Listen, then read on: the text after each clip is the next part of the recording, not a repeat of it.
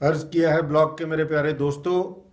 24 दिसंबर वो दिन है जब 1924 में एक ऐसे महान कलाकार ने अमृतसर के पास पंजाब के कोटला सुल्तान सिंह गांव में जन्म लिया, जिसने गायकी के इतिहास में अपना नाम स्वर्ण अक्षरों से लिख दिया और करोड़ों लोगों के दिलों पर छा गया।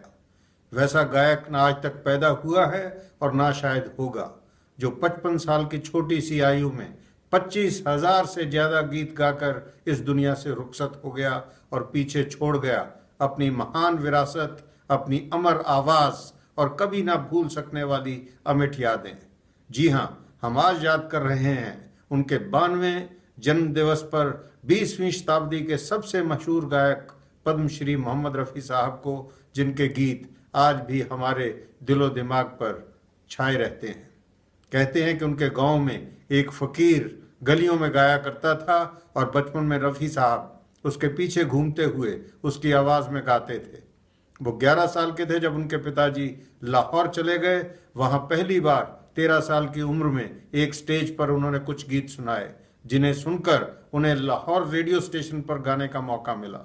1944 में वो अपनी किस्मत आजमाने बॉम्बे आए और शुरू में कोरस में कुछ गीत गाए।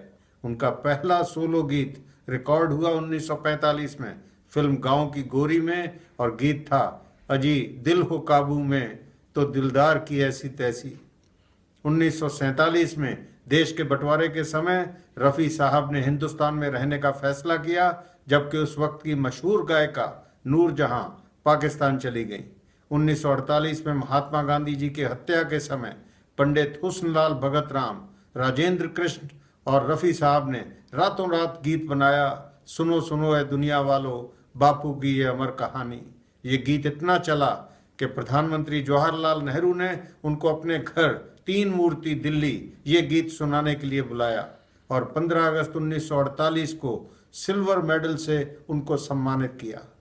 1952 में नौशाद साहब के साथ बैजू बावरा के गीत ओ दुनिया के रखवाले, सुन दर्द भरे मेरे नाले और मन तड़पत हरि दर्शन को आज जब रिलीज हुए तो लोगों को इतने पसंद आए कि उसके बाद रफ़ी साहब ने पीछे मुड़कर नहीं देखा। वो सब संगीतकारों जैसे नौशाद, सचिन देव बर्मन, शंकर जयकिशन, मदन मोहन, रवि, ओपी नैयर, लक्ष्मीकांत प्यारेलाल की पहली पसंद बन गए। उनकी आवाज़ की तड़प, मिठास, गहराई और बुलंदी देखकर उस समय के सब मशहूर शायर जैसे साहिर लुधियानवी, मजरू सुल्तानपुरी, शकील बदायूनी और हसरत जयपुरी इस बात पर जोर देते थे कि उनके लिखे गीत केवल रफ़ी साहब ही गाएं। रफ़ी साहब ने इस दौर में इतने अच्छे गीत गाए कि शायद ही कोई वर्ष होगा जब वो फिल्म फेयर अवार्ड के लिए नॉमिनेट न किए गए हों। कौन भूल सकता है उनके ये अमर गीत।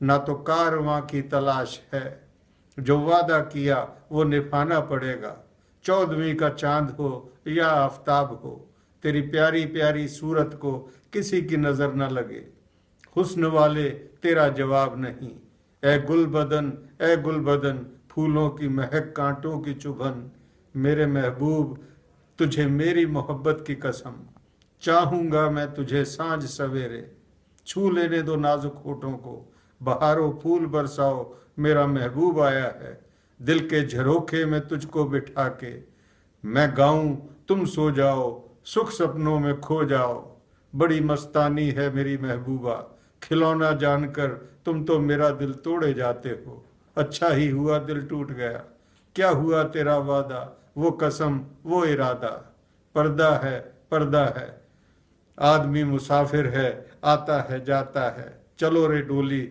उठाओ कहार, दर्द जिगर दिल में बसाया आपने, मैंने पूछा चांद से कि देखा है कहीं मेरे यार सा हंसी, आज मौसम बड़ा बेईमान है, ये दुनिया ये महफिल मेरे काम की नहीं, और ना जाने ऐसे कितने ही गीत।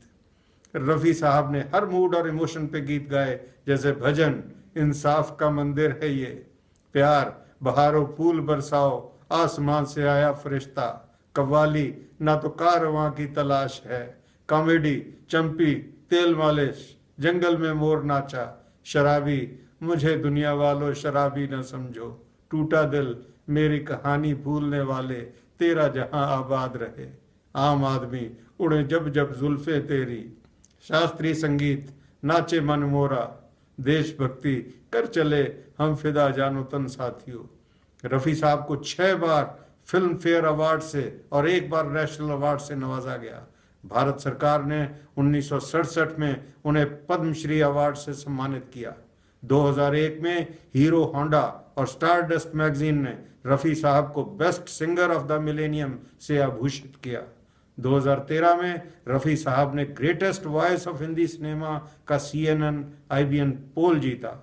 आखिर में उन्हें याद करेंगे उन्हीं के अमर गीत, तुम मुझे यूं भुला ना पाओगे, जब कभी भी सुनोगे गीत मेरे, संग संग तुम भी गुनगुनाओगे।